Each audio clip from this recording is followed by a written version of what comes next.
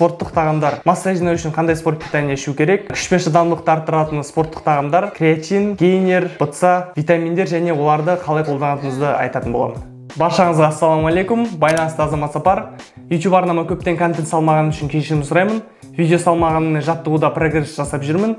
Қазіргі уақытта жақсы формадам және алда жақсы қызықты сапалы контент ұсынуға тырысамын. Ал енді бүгінгі негізгі тақырыпқа көшейік. Спорттық тағамдар.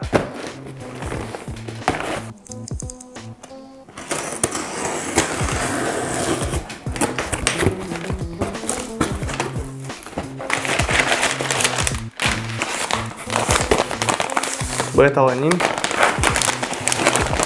гейнер, креатин, БЦА және поливитамины, альфа-мен. Осы видеоға арнайы өзім қабылдайтын осындай спорттық тағамдарға тапсырыс бердім. Қазір әрқайсысына жеке-жеке қысқа нұсқа барынша түсінікті тілде тоқталатын боламын. Және бұларды қалай қолданатынын және қалай эффективті комбинировать етіп қабылдауға болатынын айтамын. Гейнер құрамы негізінен ақуыз бен көмірсудан тұрады. Гейнердің құрамында протеинге қарағанда көмірсу басымырақ болады, сәйкесінше калориясы да көбірек. Бұны арғы адамдарға, яғни эктоморфтарға қолдануға кеңес беремін. Гейнерді қабылдау мөлшері салмаққа байланысты өзгеріп отырады. Жалпы орта есеппен бір қабылдағанда 100 грамм гейнерді 300 мл суға араластырып ішеміз. Егер тамақтануыңыз жақсы болатын болса, осылай бір рет қабылдаған жеткілікті. Ал кері жағдайда тіпті тәулігіне 2 рет қабылдауға да болады. Жалпы осындай бір қаптамадан 3-5 кг салмаққа дейін жинауға болады. Креатин моногидрат. Спорттық тағамдардың ішінде ең қарапайым, арзан әрі 100% жұмыс жасайды. Бұлшықетке энергия көзі болып табылады. Қысқаша айтқанда шыдамдылық пен күш береді.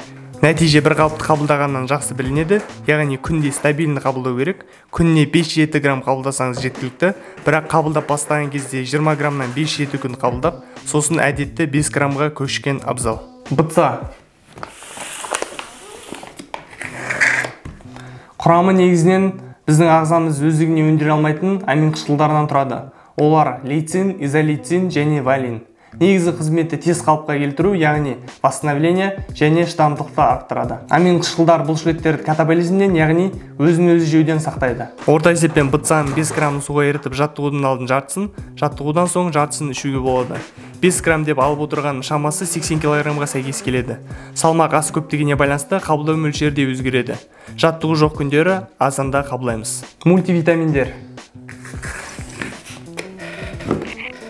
Яғни витаминді минералды комплекс, құрамында көптеген витаминдер мен минералдар кездеседі. Ағзаға жетіспейтін витаминдер толықтырады, ағзаның витаминдерінің балансын реттейді. Қалыпқа келуге де септігін тигізеді. Азанда кешке бір-бірден тамақтан соң қабылдаймыз. Бета-аланин. Бұл амин қышқыл қызметі бұлшықетте карнозин өндіруге септігін тигізеді. Соның есебінен бұлшықеттің шыдамдылығы артады. Шыдамдылықты арттыруға жақсы жұмыс жасайды. Қабылдағаннан соң бұлшықетке ине батырғанда әсер береді, бірақ бұл зиян емес. Тәулігіне 3-5 грамм аралығында қабылдаса жеткілікті, бір қалыпты ұзақ уақыт қабылдағанда жақсы нәтиже береді. Жалпы мен қабылдайтын спорт тағамдарым осы. Мұның барлығын және де басқа түрлерін kz.myprotein.com сайтынан заказ бере аласыздар. Қазір сайтта жаппай сатылым болып жатыр, 70%-ға дейін жеңілдіктер қарастырылған. Ал дәл бүгін тапсырыс беретін болсаңыз, менің промокодыммен 44% скидка береді. Промокод Азамат, сайт сілтемесі описаниеде. Достар, мен үздік деп санайтын спорттық тағамдар осы. Сізде өз топ 5-тігіңізді пікірге қалдырыңыз. Осы орайда күміс батырманың распаковкасын жасайын. Сырты осындай. Америка құрама штаттарынан келген. Жылдың басында алған болатын. Әлі ашқан жоқпын. Сіздер үшін арнайы видеоға ашайын деп жатырмын.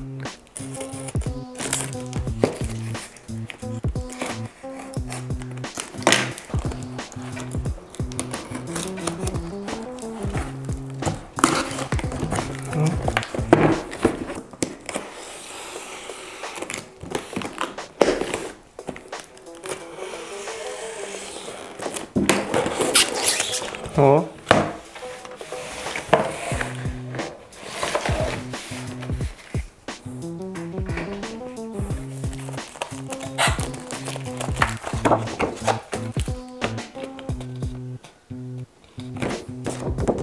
Арнайы хат.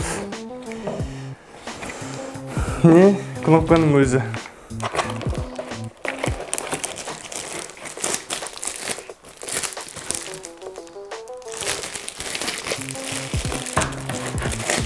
Қабынан шығарайық.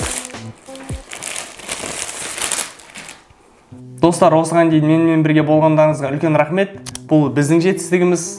Арнама жазылып, лайк басып, пікір қалдырған және басқа да белсенділік танытқан жазушыларыма мың алғыс. Бұйырса, лямға да жетерміз. Және ары қарай дамуға осы қарапайым әрекеттерді жасауларыңызды сұраймын. Рахмет, келесі кездескенше.